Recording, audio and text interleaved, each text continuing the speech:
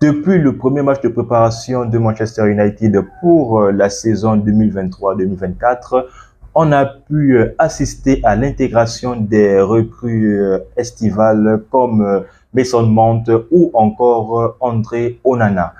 Et en plus de ça, les jeunes sortis de l'académie qui eux aussi ont sorti leur éclosion, comme le jeune Kobe Maino ou encore Daniel Gore et même le latéral gauche Fernandez qui a vraiment sorti une top performance lors de la rencontre amicale contre l'Athletic Bilbao.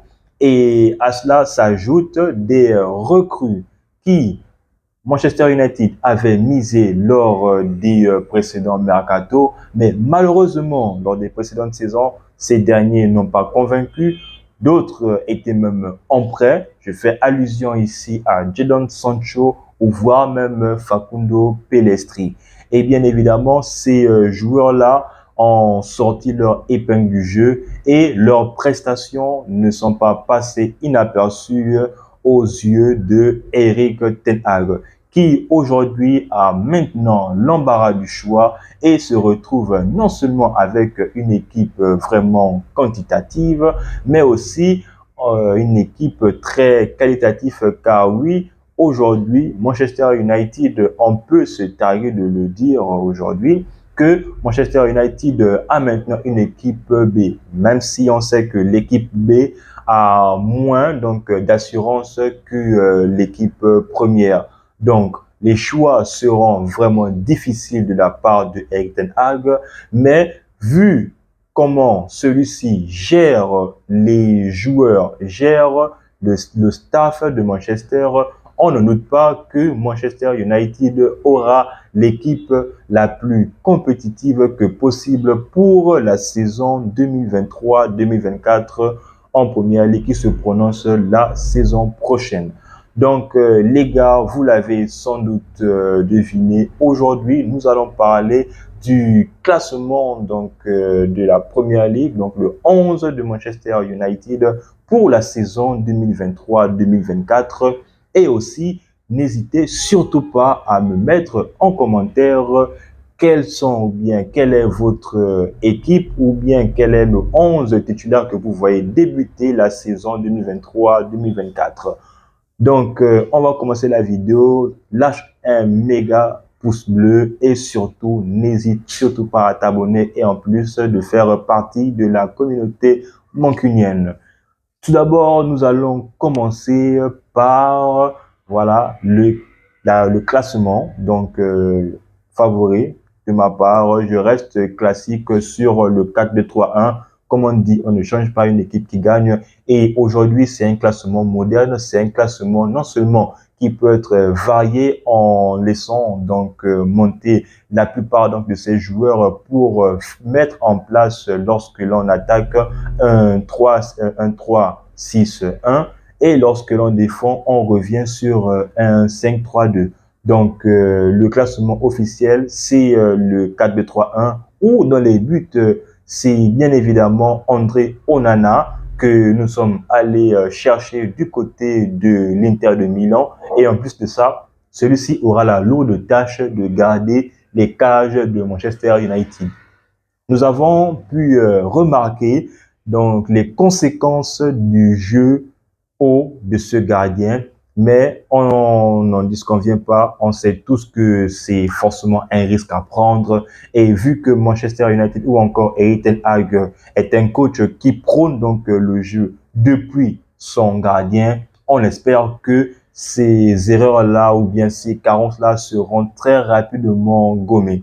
Et le mur défensif, pour moi, donc c'est vraiment un avis plus que subjectif. Et comme je l'ai dit, n'hésitez surtout pas donc à mettre vos équipes sur le côté droit. Je mettrai de Wan-Bissaka. Alors, pourquoi Wan-Bissaka? Certainement, vous me direz. Alors, Wan-Bissaka parce que je pense qu'il est meilleur que Diego Dalot. Oui, c'est vrai, Dalot est peut-être meilleur de manière offensive. Mais la qualité première d'un latéral, c'est sa défense. Et on sait tous aujourd'hui que Wan-Bissaka, défensivement, c'est quand même un roc. C'est vrai, il n'est peut-être pas le meilleur latéral droit que Manchester United ait eu, mais depuis pas mal d'années maintenant, je pense que de manière très défensive, Bissaka est un monstre. Et en plus de ça, Bissaka a évolué. Bissaka se retrouve maintenant dans les phases offensives. Bissaka se permet même de combiner avec son ailier pour pouvoir émettre donc un centre, voire qui sera même dangereux pour l'équipe adverse. Donc, on a pu le remarquer contre l'Athletic Bilbao où celui-ci a adressé un centre qui a, pour ma part, surpris peut-être beaucoup d'entre nous, supporters de Manchester United, vers Hannibal Mejbri. Malheureusement, celui-ci, avec un manque d'adresse, n'a pas réussi à cadrer son ballon pour concrétiser ou bien convertir la passe de Wan-Bissaka.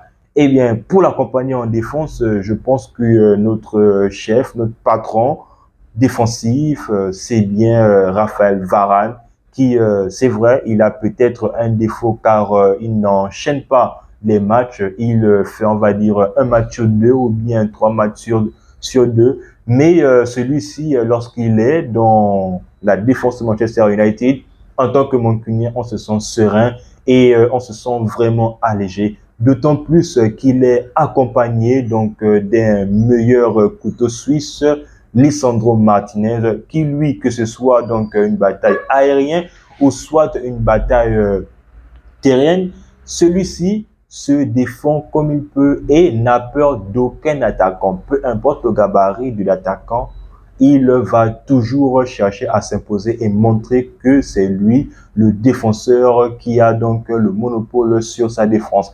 Et bien évidemment, sur le côté gauche de la défense, je mettrai Luke Shaw et non Terrell Malacia. Donc, on a pu le remarquer lors de la saison dernière, lorsque Luke Shaw a mal commencé sa saison. Celui-ci a tout de suite été remplacé par la nouvelle recrue Terrell Malacia, on va dire à l'époque. Et Malacia, jusqu'au jour où, on va dire, Salah a peut-être abusé de lui. Non, c'est pas Salah. Le jour où Manchester a joué contre Manchester City et on va dire que c'était vraiment son pire match et à partir de là, Shaw est revenu et on a pu voir que lorsque celui-ci est titillé, il montre son niveau ou du moins il élève son niveau et en plus de ça, c'est un joueur qui tire parfaitement les coups de pied arrêtés du côté de Manchester United. On a pu remarquer cela lors du coup franc de Manchester United contre le RC Lens à Old Trafford lors de la présentation de notre attaquant Rasmus Højlund. Et bien, sur le milieu de terrain, je partirai sur la doublette Casemiro et Mason Mount. Alors, c'est un peu là, on va dire, le petit souci. Casemiro, on va dire, indétrônable. C'est vrai, donc il va commencer déjà à se faire vieux lors des saisons à venir, mais on pense qu'on a peut-être un successeur de Casemiro. Donc je fais surtout allusion ici à Kobe Mainoo qui nous a donc tous époustouflés en tant que supporters de Manchester United et on n'est pas les seuls car oui, il est aussi touché donc la sensibilité de Erik ten Hag à la preuve c'est que ce dernier a même été retenu dans l'équipe première pour la saison à venir. Et donc, pour l'accompagner, ce serait donc Mason Mount. Certes, Mason Mount a peut-être, on va dire, raté, ou soit a peut-être eu un début vraiment timide avec Manchester United. Et en même temps, ce ne sont que des matchs amicaux. Si Erik ten Hag l'a convoité, si Erik ten Hag lui-même lui a parlé de comment il veut le faire jouer dans son effectif, c'est parce que il a un plan pour ce joueur. Il sait comment ce joueur-là devra donc apporter sa pierre à l'édifice pour continuer à faire progresser cette équipe-là de Manchester United. Comme lui-même il avait dit lors de ses précédentes conférences de presse, l'année dernière, Manchester United n'était pas un club qu'un joueur voulait venir pour continuer la progression de sa carrière. Et aujourd'hui, les joueurs clament haut et fort ou soit sont séduits par le projet mancunien mis en place par Erik ten Hag. Sur les côtés, donc pour animer les actions offensives, en 10, je mettrai donc le nouveau capitaine, à savoir Bruno Fernandes, qui lui, là, n'aura pas les tâches défensives à devoir s'occuper. Celui-ci va seulement s'occuper des tâches offensives.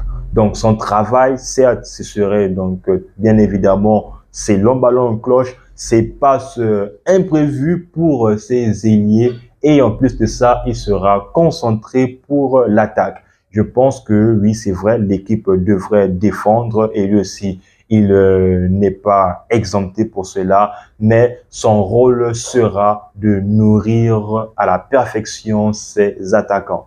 Et maintenant, en parlant des attaquants, sur le côté droit de l'attaque de Manchester United, je mettrai Jadon Sancho.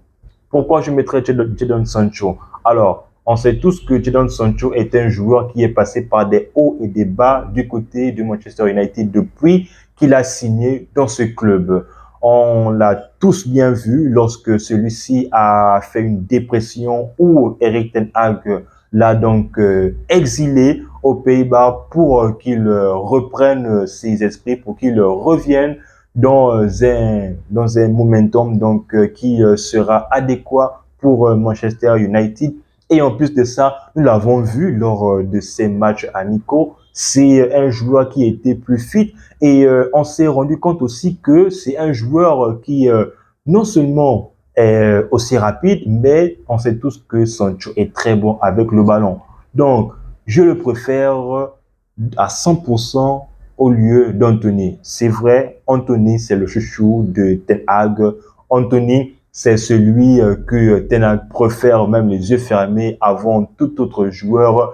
Mais Anthony, pour moi, est un joueur qui est télécommandé. C'est un joueur sur qui on sait déjà quelle est l'action qu'il va produire, même si les rares fois où il nous surprend arrivent. Mais là, c'est une fois sur 1000.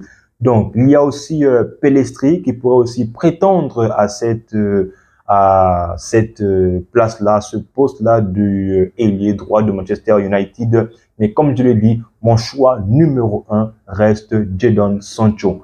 Et sur le côté gauche du Manchester United en attaque, c'est bien évidemment et sans hésitation Marcus Rashford, le meilleur joueur de Manchester United de la saison 2022-2023, le meilleur buteur de Manchester United de la saison 2022-2023. Il a sorti sa meilleure saison depuis qu'il est à l'équipe première de Manchester United.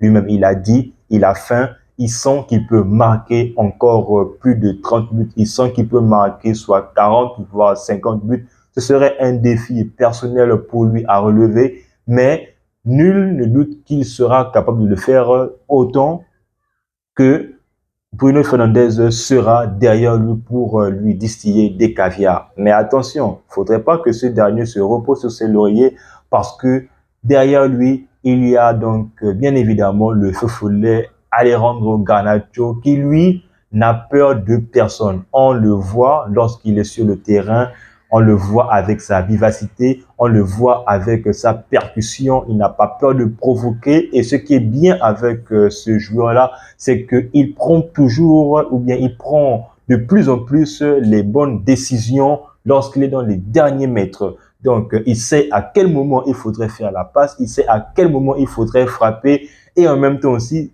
il aime dribbler. C'est pas pour rien que son fan, c'est son idole, pardon, c'est Cristiano Ronaldo. Et il essaie vraiment de se surpasser à chaque fois qu'il a la tunique de Manchester United. Et on le sait tous que c'est un joueur largement prometteur et son avenir s'écrira forcément du côté de Manchester United, ou voire même peut-être que ce serait une légende à venir de ce club. Et bien évidemment, notre attaquant, notre guerrier danois, notre viking Rasmus Højlund, qui sera donc en pointe de l'attaque de Manchester United dans ce classement 4-2-3-1 pour nous mettre les buts, pour enfin concrétiser les actions répétées de Manchester United qui ne cesse de rater énormément des occasions à chaque fois qu'ils en ont l'opportunité de mettre 1, 2 ou voire 3 buts et tuer complètement l'adversaire. On l'a tous vu, du moins on a pu faire un débrief de ce joueur-là. On a vu ses qualités et c'est un joueur qui aime planter des buts. Lui-même, il a dit, il est venu ici pour mettre des buts. Et ce n'est pas pour rien que l'on le compare à la machine ou au cyborg Erling Haaland. Mais celui-ci fait profil bas. Celui-ci le qualifie, donc qualifie Haaland de monstre, de machine. Et lui, il n'est que Rasmus Højlund. Mais ce qui est sûr, c'est qu'il nous plantera des buts. Bien évidemment, Højlund sera le pointeur de l'attaque, mais pour le remplacer ou bien le faire souffler, on pensera tout de même à Anthony Martial, vu qu'il ne partira pas du club cette saison, ou encore peut-être le mercato, donc Estival n'est pas encore terminé. On attendra donc ce qui va se passer du côté de Manchester United. Donc les gars, vous l'avez compris, mon classement, comme je l'ai dit, c'est le 4-2-3-1, où on retrouve de ma part des joueurs qui sont donc prêts, qui seront donc aguerris pour la prochaine saison 2023-2024 de Manchester United en Première Ligue et voire même sera peut-être plus que compétitif en Ligue des Champions. Donc, dites-moi en commentaire quel est votre 11 que vous ferez débuter lors de la prochaine saison. Je me ferai donc une joie de vous répondre. En attendant les gars, on s'abonne, on lâche un pouce bleu. On est ensemble les gars, tous mon client.